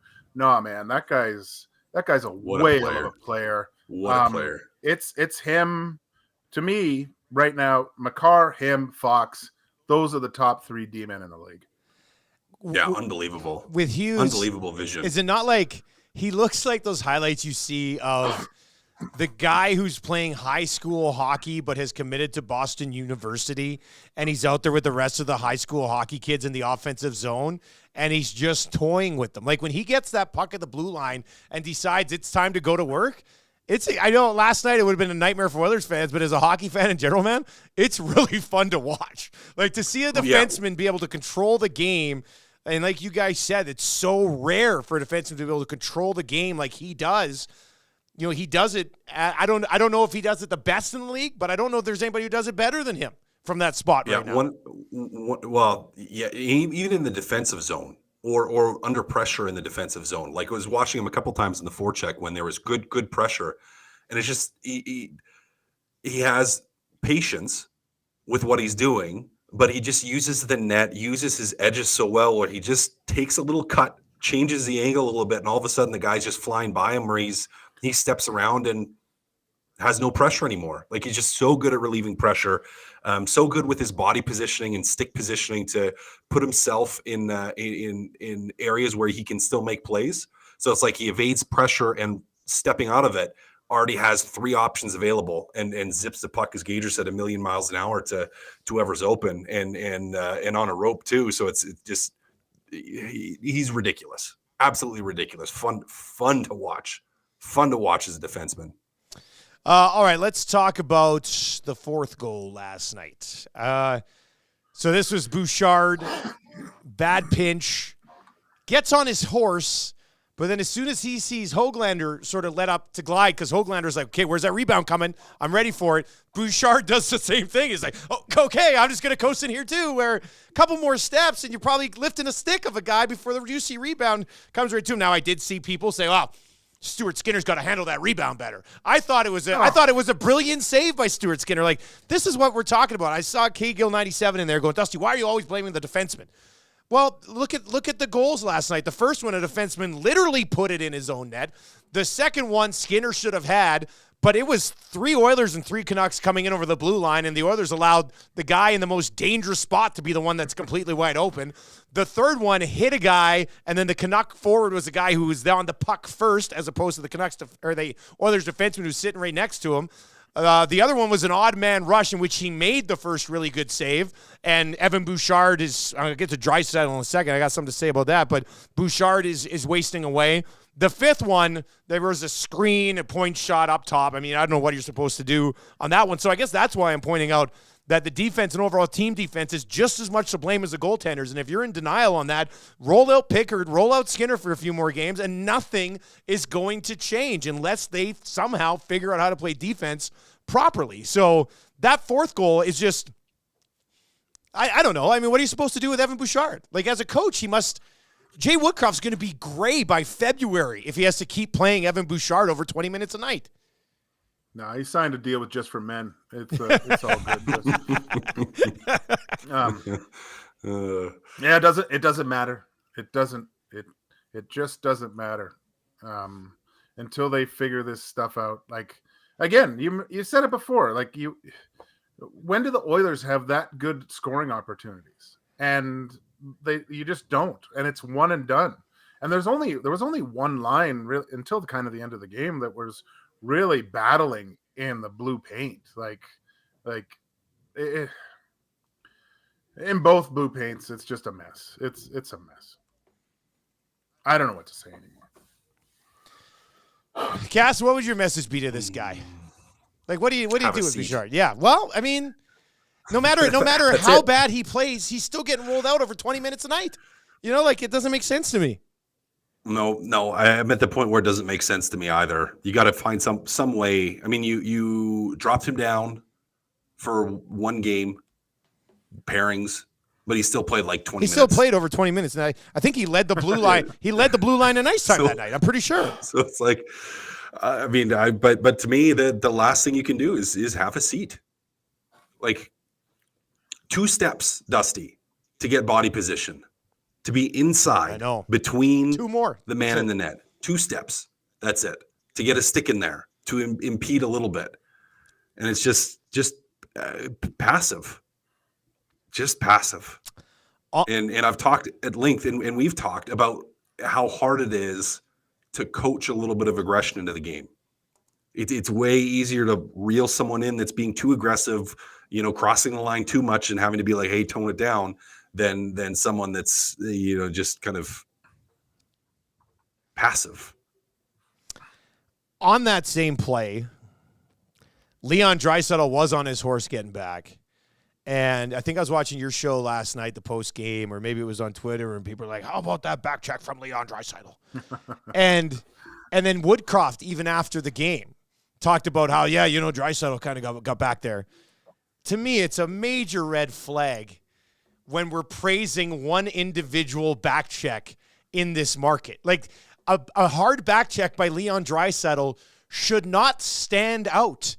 Like, every single back check should be something that is finished to the spot where it needs to be. I feel like the standard for the standard that we hold these guys to defensively has just gone past the point of no return when the head coach is coming out being like, Leon, really hard coming back on that one. Like, that's what he should be doing every single time. Like, it just...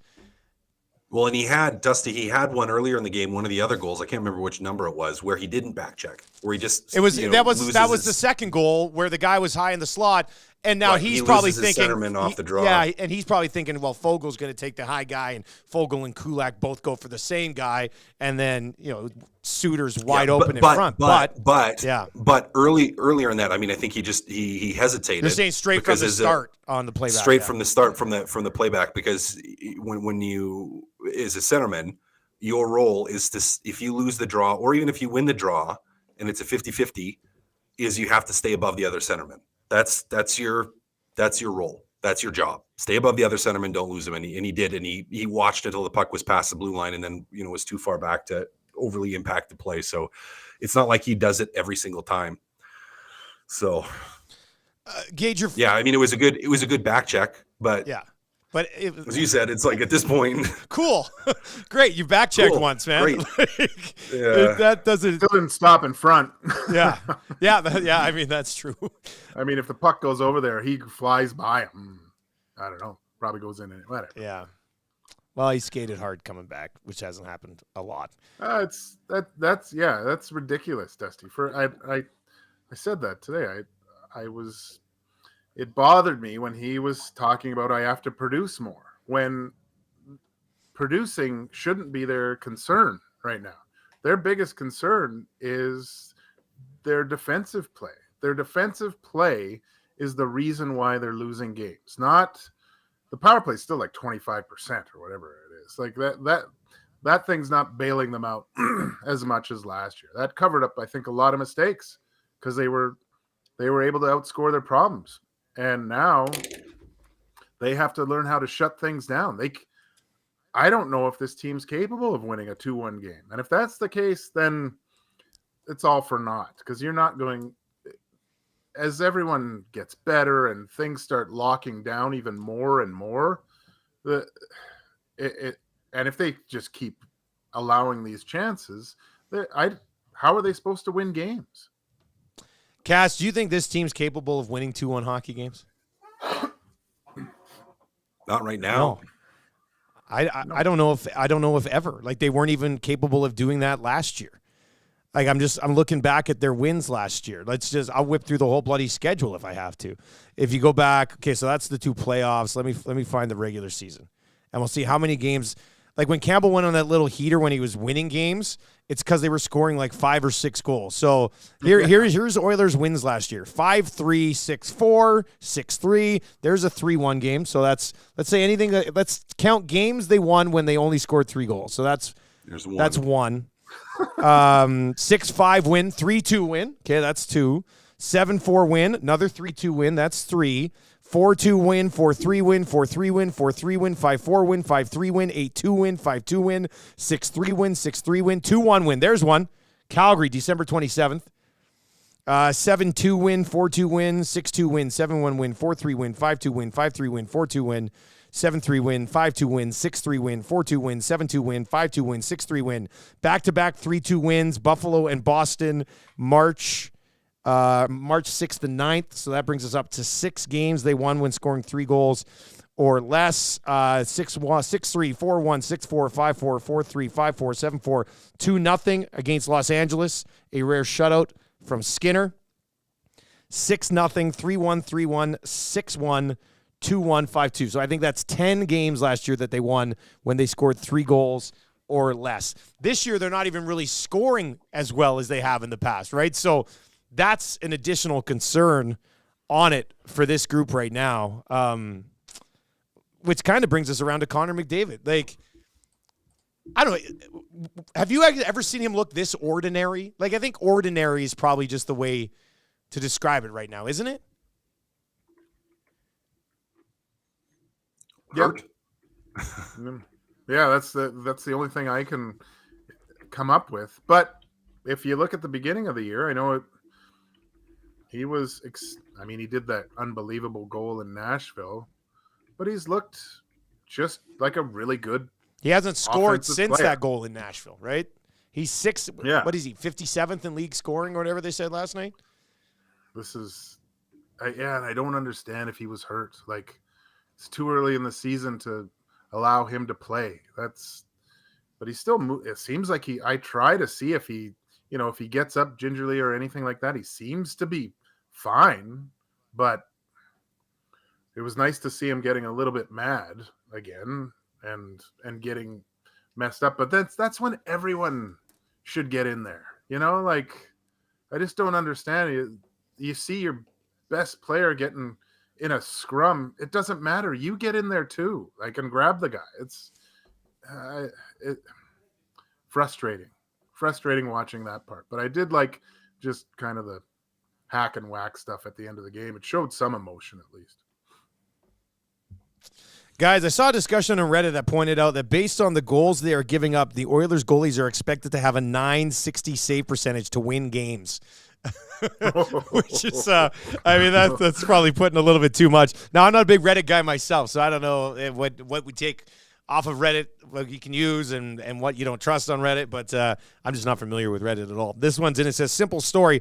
The leaders don't lead. 97 and 29 like each other, and that's it. Nuge and Bouchard may or may not have a pulse, and Nurse has decent try, but certainly can't lead by example. I thought Nurse last night, what do you have, 8 hits? He seemed really aggressive. I thought he seemed aggressive last night. Yeah. I thought Nurse was good last night. Like, well, maybe not good. I don't know if anybody was good, but I thought Nurse was fine last night. Yeah, no, Nurse was fine last night. I think that's a fair statement that it wasn't Nurse's problems last game. Yeah, he looked pissed too, which was nice. He showed on his face on the bench a couple times when they went to him. He was looking for answers too, I think. A couple really good hits by him too. Like, he was running all over the place to try to get things going and stuff. I've been watching Hyman, and Hyman hasn't been close to his like buzzsaw kind of get in there and create havoc. I wonder. I think that might be because they're not sustaining enough in the offensive zone. Maybe, Gager. You think maybe? Like, I have no clue. Again, Dusty, it's what did Connor call it? A death by 1,000 cuts or whatever? Yeah, that's a classic Chiarelli line, wasn't it? Wasn't Chiarelli that death by 1,000 cuts? So. Here they go. This one in from Big Dave at 780-218-9999. And thank you to everybody who's listening live at edmontonsportstalk.com or on TuneIn. And, of course, everybody on YouTube and in the Nasty Chat as well. Tell your friends about Edmonton Sports Talk. We would appreciate it. Big Dave says, this move seems like they're just hanging this on goaltending, and that's BS. They're not even getting the cap space to make a difference with this. This reeks. I like Big Dave's using the term reeks. This just reeks right now. So that's what's the point then? Yeah, like it's got to be just the shock value, because what are they supposed to do with 300,000? Nothing. They can't do anything. It's the shock value. Absolutely. It's just to light the fire. I mean, I guess. I mean, I don't know if anything lights a fire into this group right now. Or no, it's not fair. That's not fair of me to say that, because they came out really good last night. It's just it's the mistakes. Yeah. It's the big mistakes. Yeah, it's the system, and it kills them. Right, it's the mistakes, and it kills them, because in the second period, I know they got the goal from Draisaitl. Demko was obviously trying to draw a penalty. It backfired. Draisaitl has a tap in on an open net. But Vancouver outshot them rather handedly in the second. And you're down 3-1 coming into it off of a period where you just took it to them for 15 minutes. Like, get back on it. And Vancouver, I thought, dictated the play in the second period last night. So those two first goals are just so deflating. And I know Vinny makes a mistake, and it doesn't mean to, but the goal that Skinner allows from, tops of the circles, it doesn't go barn in. It goes armpit, and it just kills you after 15 minutes of dominating and looking like if it keeps going like that, you're gonna kill this team, and then you just get all the wind out of your sails by those two mistakes. Somebody said, guys, it's shock value really there when it's essentially your backup goalie.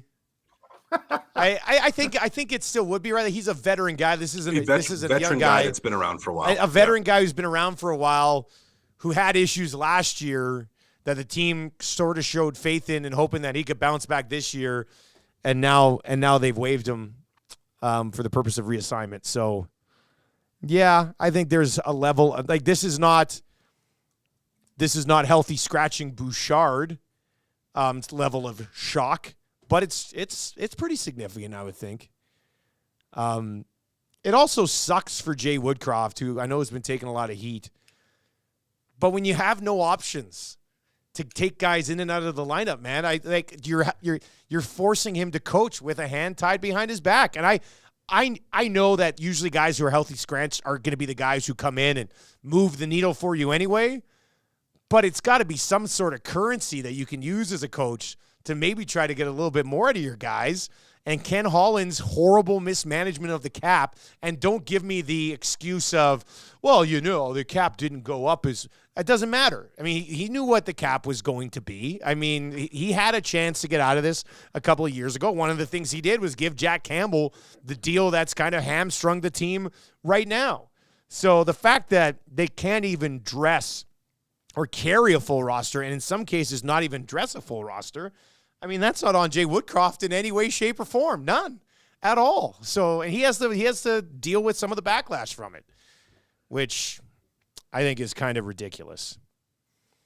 All right, let's see here. Oh man, these are interesting times in Edmonton, and like I said, Hustler brought it up on Winnipeg Sports Talk. He goes, from an Edmonton sports talk perspective, this is going to drive a ton of content for you guys. I said, yeah, no, I get that. But what it does do is it makes the entire season interesting right now.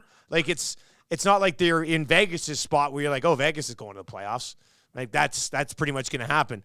Now every single game for the rest of the season might as well be treated as a playoff game, because you're going to have to go like 15 games above 500 the rest of the way to get into the postseason, which is just amazing to think that they've almost pissed this thing away in early November, isn't it? Like, well, Vancouver's thrown a huge wrench into everything.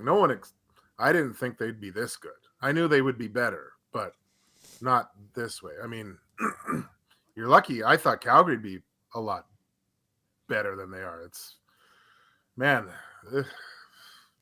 so weird to see the division is way Alberta more teams. Competitive too. Way more competitive than you thought. The division.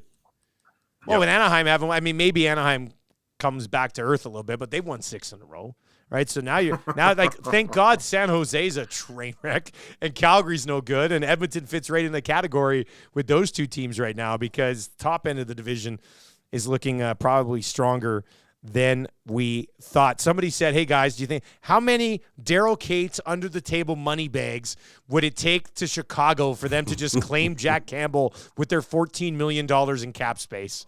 Like, that's Daryl Cates going to Hawks ownership and being like, hey, here's $20 million. Please claim Jack Campbell off of waivers. Oh, that'd be a good Netflix series, actually. Hopefully. All right. Hey, before we wrap, did you guys watch the new episode of Loki? I did. So did I. Cass? No, Cass. Come on, man. No, I did. I was nodding. I said yes. Oh, yeah, but it looked like a sad nod. But it was like nod, like It was a sad yes. Yeah. Because you guys can probably figure what I'm going to say, and you're going to say what you're going to say, and you guys are just going to love it and think it's the best thing ever. Spoiler alert for people who have not watched episode 5, season 2 of Loki. Gage and I are very much enjoying it. On a quick reset here. Cass, not so much. Did you not like him being able to control his own time skipping, or? No, it just still is flat to me. Like, his motivations still are flat to me. Like, I like seeing the backstories of some of the characters. I thought I liked that part of it, but I was just like, again, still convoluted, still confusing, still no good motivation for your main character. He's out of character, and it's just. Cass, are you talking about Loki or the I was Oilers? just going to say, are you about to send Loki down for a reconditioning assignment or something? Reconditioning set, yeah. He's on waivers right now. Yeah. Your sporting life is bleeding into your sci-fi life, Cass. This is terrible. Just so much disappointment. Yeah, I liked it, Gager. I thought it was a great episode. No, I loved it. I think it's cool. I like how it's setting everything up, because the Marvels movie that's coming up. I saw something that piqued my interest in one of the previews. So yeah, I think this is kind of the resetting point of the MCU to get back to where they were, because it's been hit or miss, let's say, over the past little while. I'm very intrigued to see where they go, because he leapt right back into that moment. Yeah. Like, does he go down and he stop him? Does he go out? Or I don't know. I can't wait. Yeah. I'm this excited for any Marvel show just yet. I think there's some Star Wars shows that I was pretty excited about, but I don't know, Cash. You got to get on board, dude. I'm devastated. I'm really disappointed. I'm really disappointed. I'm trying. B on the Nasty Chat says no one cares about Marvel.